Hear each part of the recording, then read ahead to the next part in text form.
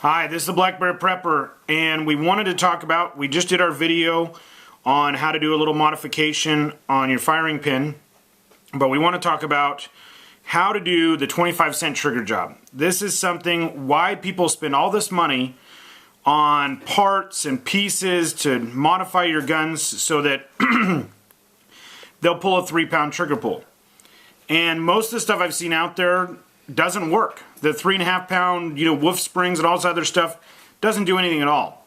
Plus, it also makes it dangerous in the terms of if you're ever involved in a shooting, they come after you and say that, oh, you've modified the trigger, you're obviously a murderer, which is, again, stupidness. But, what we can do is leave the same stock parts in the gun and smooth out the trigger so that it actually shoots really nice.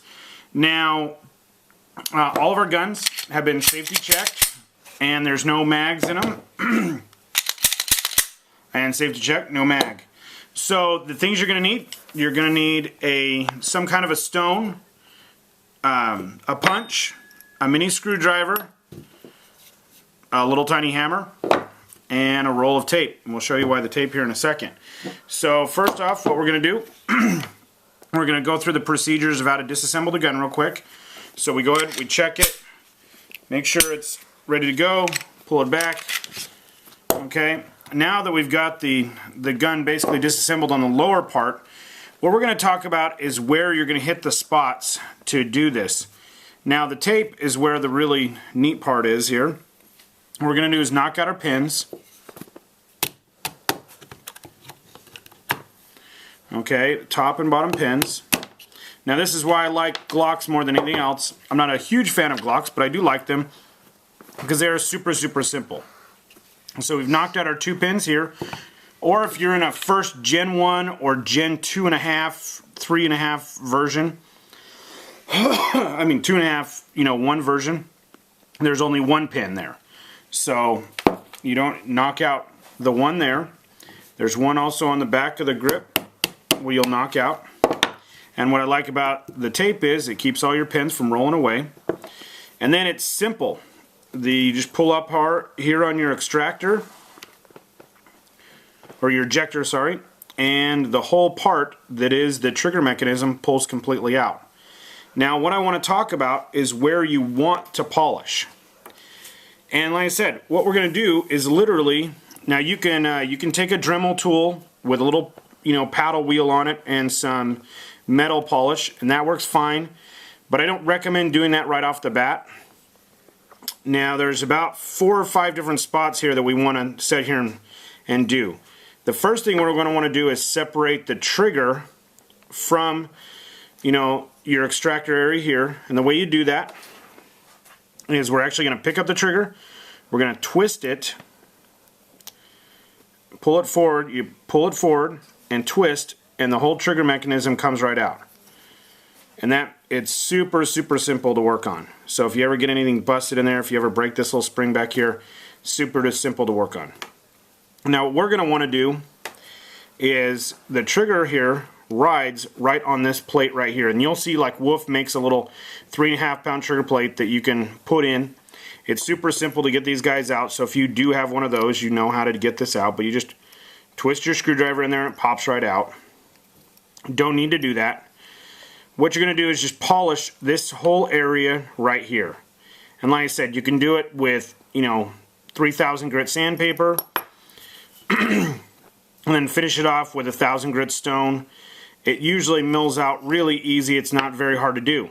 Now once you've done that, what you're going to want to do is go ahead and pop this guy out and bend it. It will usually be pushed out, so it's actually, it'll almost, and this is a little bit over exaggerated, but it'll just be a little bit out. And what we want to do is just bend it almost as where it's just slightly bent out.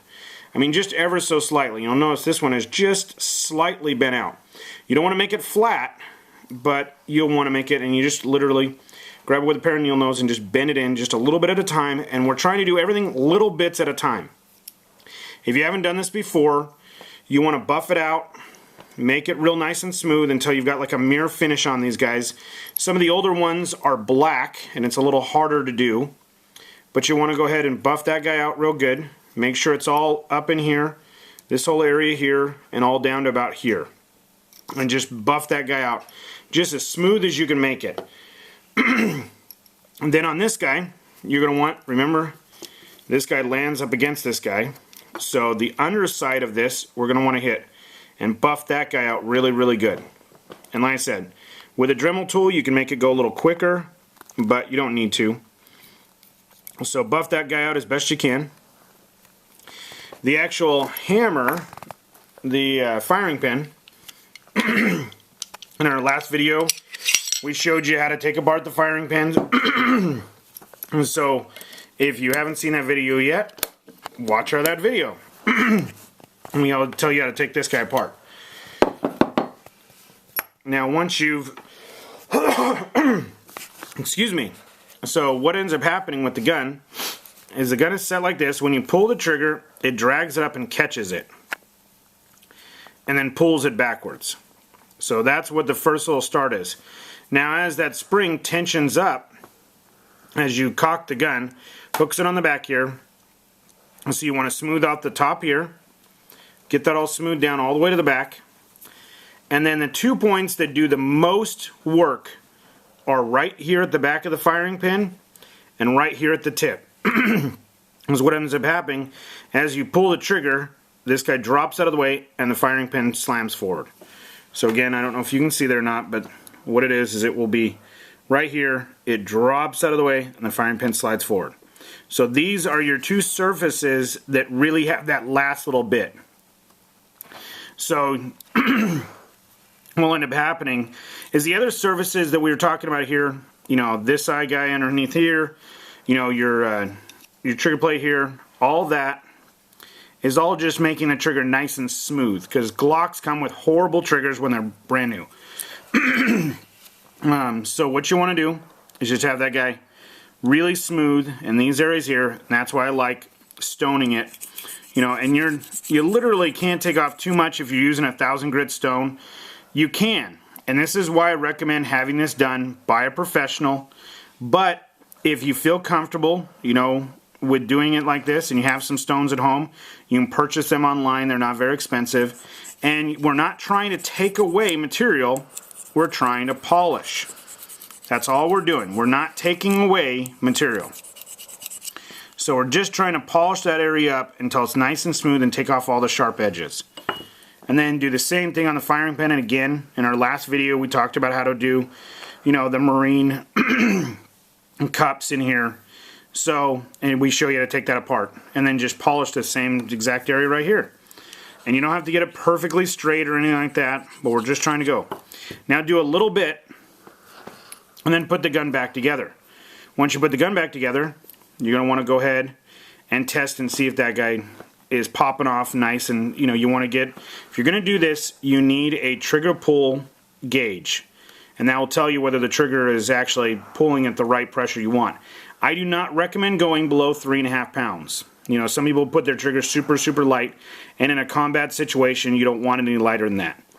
The biggest thing about this, we're not really as worried. We usually get it anywhere from about 5 pounds down to about 3.5 pounds with this, and you can keep modifying it and keep going, which will help.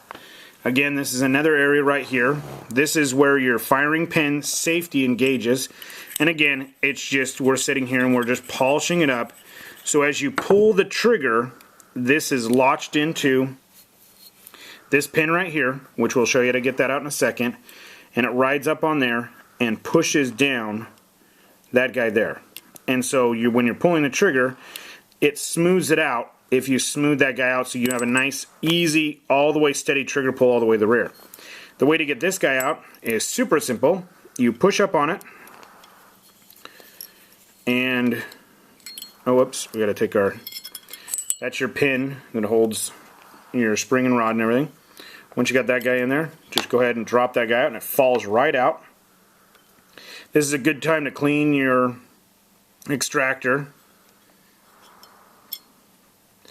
And then you have this guy right here. You want to polish the very top here, just up to a mere polish, and then it's super simple. Then it's just all putting it all back together again. Push back down on it, it drops right in. Super simple. You can't screw it up. Again, this is something that you should have some mechanically skills for, and we recommend having it done by a professional. But if you feel that you can do it, feel free to try. Now, once we've done that, we want to go ahead and slide this guy back together. We're going to do the same thing in reverse. We're going to push down here, slide our plate back up in there, take our screwdriver here, push down our extractor spring, slide that forward. Really super simple.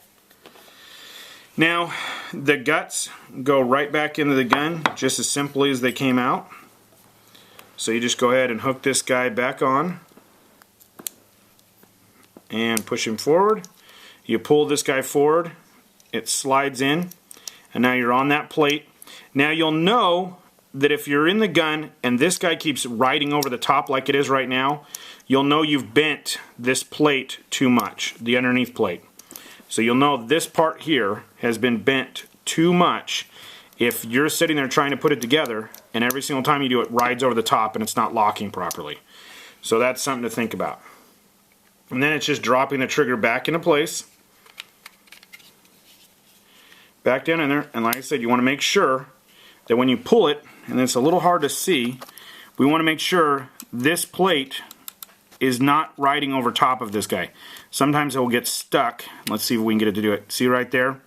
And it actually popped up over the top. So we want to make sure we ride the thing forward and make sure that it's actually kicking out. If you've got it bent over too tight, it will lighten the trigger, it will, but it will cause this guy not to work properly.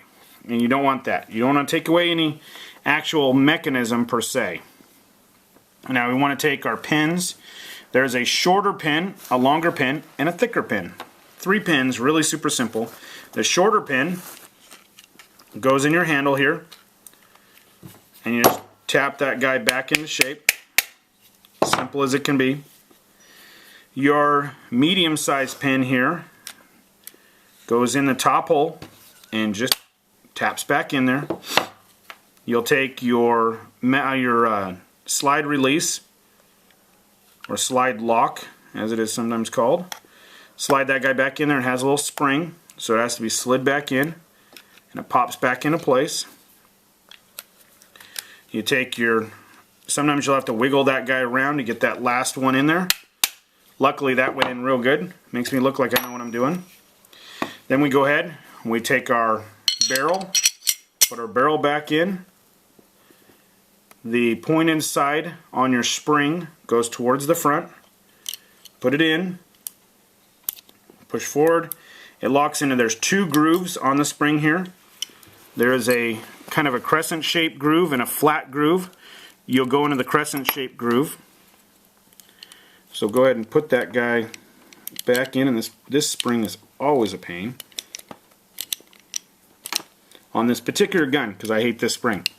But go ahead and slam that guy back in. This is a good time to inspect. Sometimes these springs right here will crack and actually break, so you want to make sure you inspected that. Remember, do not lube your firing pins. Firing pins do not need to be lubed and shouldn't be lubed. Then sliding the slide back on, rack it 3 times, make sure everything's in the right spot, point it in a safe direction, and test fire. Now this particular one we've done here, and it tapped out at about 3.5 pounds. It started out at a little over 6 pounds, so we were able to really work on it. Like I say though, start out small. Don't go the big giant numbers. Don't sit there and just start really buffing the living daylights out of it, because we don't want to make the gun, unreliable or if absolutely unfunctionable. So if you do too much. But just like I said, don't use the grinders and start grinding stuff away. Just use your stones. Spend a little bit more time in making it proper. But once you do that, the guns become very, very reliable, and the triggers are so much smoother. They just pull all the way, especially your first little take-up pull here. You'll notice it just feels nice and smooth, where before it felt like you were like chunk, chunk, chunk, chunk, all the way to the back, and then at the back you just pull all the way straight through. It will improve your accuracy. Definitely something I recommend. You're going to pay at a shop, somewhere around 65 bucks to have this done. Totally reasonable at that price, truthfully, but something I think the average person has a little bit of knowledge can do for themselves. And we call it the 25-cent trigger job because you got to buy a rod, and you got to take your rod and you got to wear off 25 cents of your rod. But it's just kind of the joke of what it is. But the 25-cent trigger job, super easy to do. Definitely helps with your accuracy, and it does not hurt the reliability of the gun. And that's the biggest thing we're looking for. We're not wanting to replace parts, which I've found most of the parts out there, the titanium firing pins and some of the Wolf stuff out there, do not actually help the trigger pull at all. In fact, I've seen guns come to me that have the Wolf 3.5-pound trigger plate there and the titanium firing pins in there, and they're still pulling 6.5 pounds. So we were able to take that gun and bring it down to 3.5 pounds. So it's just working on your edges, smoothing everything out, and getting it to work properly like it should, and you always do better. And I'm a big fan of that. Don't buy new stuff. Use the stuff that came with the gun that was designed to work with it. And this is Black Bear Outdoors, or Black Bear Prepper, sorry. Have a great day.